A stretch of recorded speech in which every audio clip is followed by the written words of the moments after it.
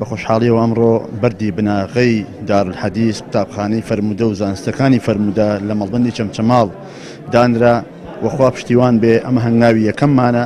و ئینشاءڵڵا لە ئایندەیەکی نزیکە لە مەڵبەندەکانی هەولێر و مەڵبەندی ڕانیە و باقی شوێنەکانی تری کوردستان هەوڵی جددی ئەدەین. ئەمە لە هەوڵ و کۆشەکانی ئەنجومەنی بانگەواز و بەڕێوەبردن و دەستەی پەرەبێدانی بانگەوازە بۆ گرنگیدان بە بواری فەرموودە و زانستەکانی فەرموودە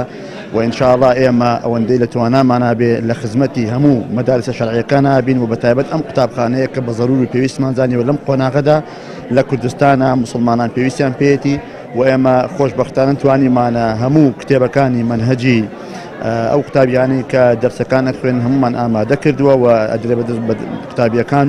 و ئینشاءڵڵا بەردەوامیش هاوکاریانە بین بەردەوام لەسەر خەتە بین لەگەڵیانە.